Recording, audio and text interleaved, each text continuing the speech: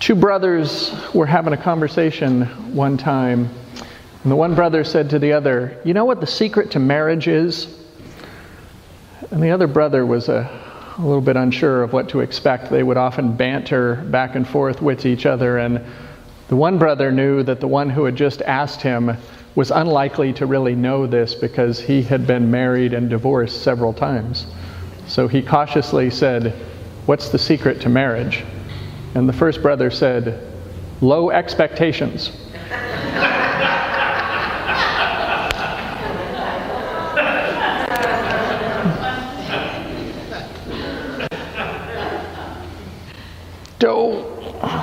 Bummer. And all who have been in the throes of marriage know of the depth of the covenant and the joys of the relationship, and sometimes the frustrations and the way that each grates on the other. But my hope is that in spite of the good laugh that got from their banter with each other, that we would not pattern our own lives and our own covenants with those who are dear to us after that advice. And I lead in with that this morning because I want to look at expectations that we have in another covenant relationship of ours and prompt us to think about what expectations, how low or how high, do we have of our bonds with Christ. And the marriage analogy is apt because in the New Testament, one of the comparisons that is made between Christ and the church is that of bride and bridegroom. That it is said that the church is waiting eagerly as the bride of Christ to come, and that there is a spiritual covenant, a spiritual union and bond between those who have chosen to accept the invitation of being God's beloved in Christ. And so it is then very apt and follows for us to think about what is our expectations of that marriage that we are in as disciples of Christ. And all people who have entered into a deep relationship don't go to that deep place in the very beginning. We have to feel our way. We have to discover in the other what we can rely on, what their strengths are, what the things that we may complement them in, where we need to be gracious, and where we are supported by them. And this was no different for Christ and his disciples. And so the episode that we hear in this morning's gospel about the disciples in the boat on this perilous sea comes fairly early on in their relationship when they are learning who he is and how far they can go in their expectations of him. And it seems on the surface to be a somewhat unlikely scene. So there's this big storm that rages, and he's taken a nap in the bow of the boat. I don't know who does that.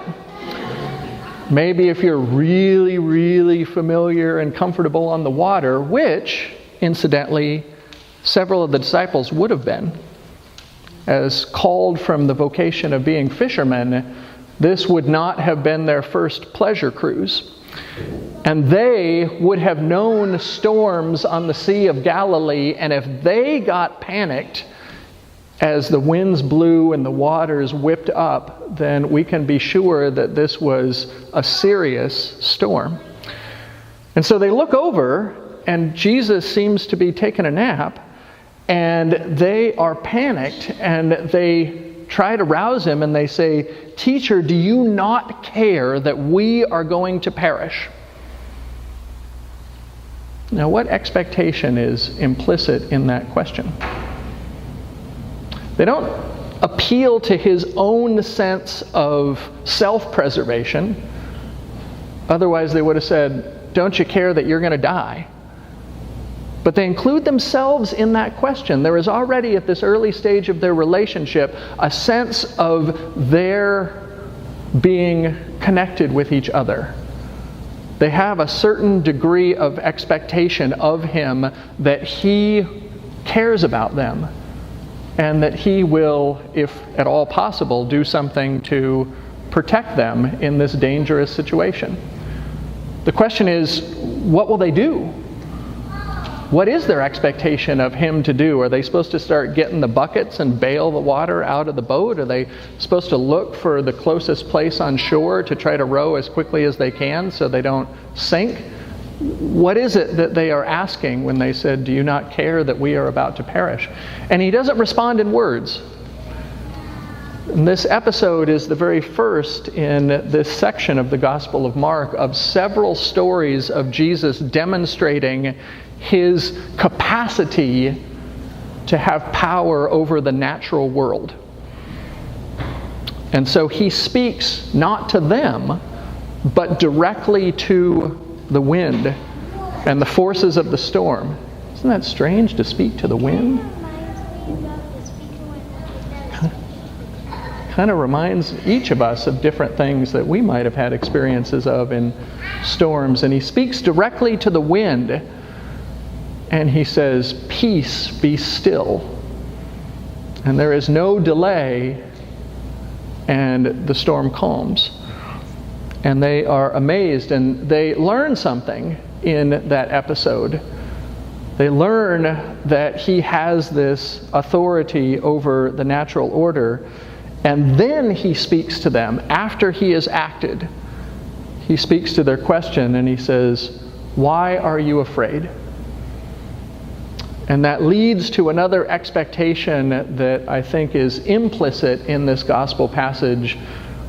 One set of expectations comes between Jesus and his followers, but another set comes between Jesus and the God who sent him into the world, the other part of the Godhead in whom he draws his strength from and is in an unbreakable intimate relationship.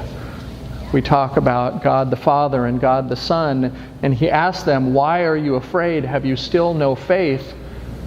And there is in this episode a demonstration that Jesus will not be consumed, will not be overtaken by perilous circumstances, because the love of God sustains him and protects him.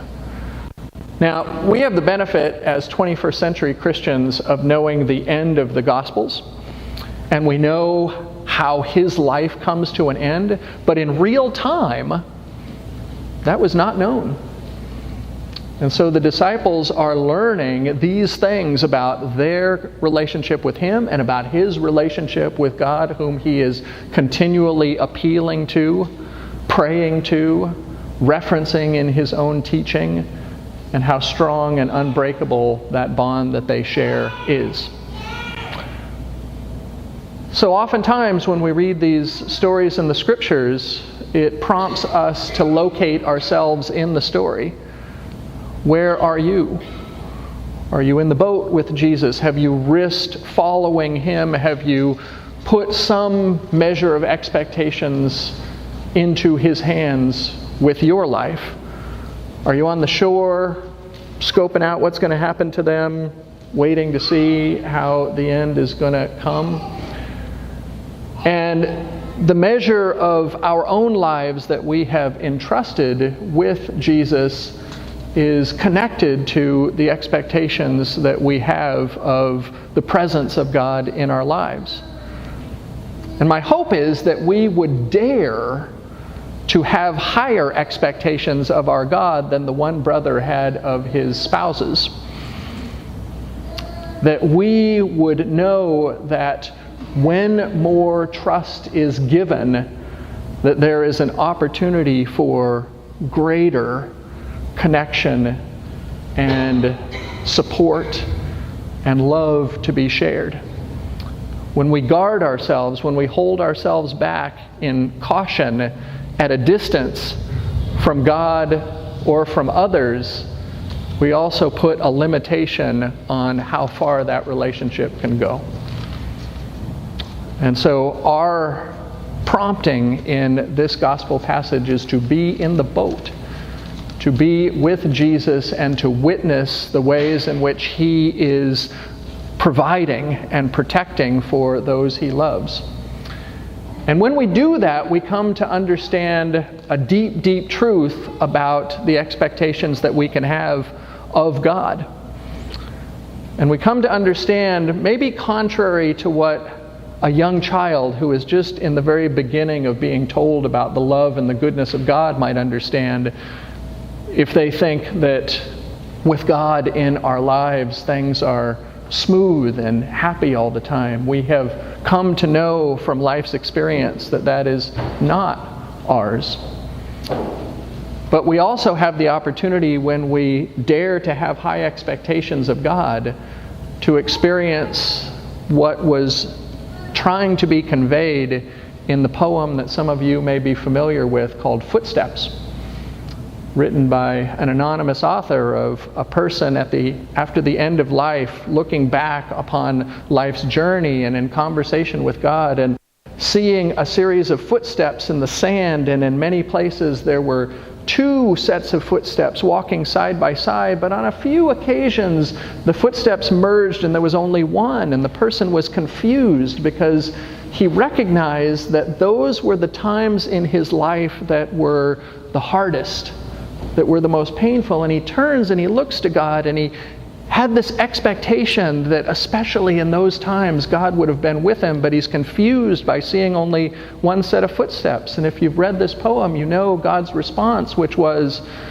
those were the times when you were not strong enough to walk on your own, and so I carried you. I carried you. And that's what we come to realize when we dare to have those high expectations of God and God's promise of faithfulness to us, is that we can be carried.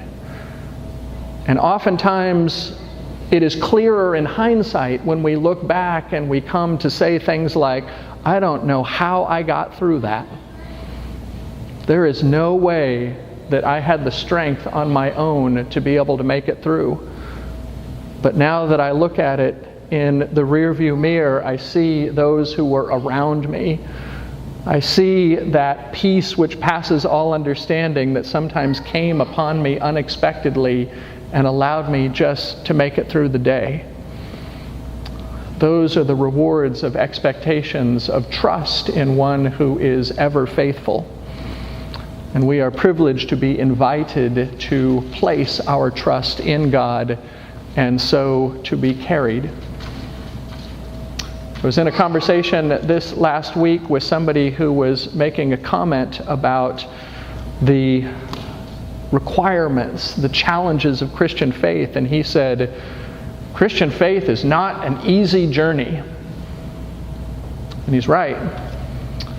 But just as comes along with things that require great effort and great dedication, also comes great gratification, great reward in persevering in something that was deep and meaningful. And so this is what God holds out to us as an offering when we dare to place high expectations in our relationship with God. It is worth the journey. It is worth the risk. And it is one in which we can trust that when we do, we will never have to walk alone. Because perhaps the worst lesson that the disciples could have learned in that boat is if they attempted to awake Jesus, if they cried out desperately for him to do something and they got no response. If he ignored them or if he was non-responsive. And yet the opposite happened. Jesus awoke, took action, and calmed the storm. May you and I also receive that same blessing of the calm in the midst of the storm, so that we in turn can be vessels of God's love flowing into the world around us and into the lives of others.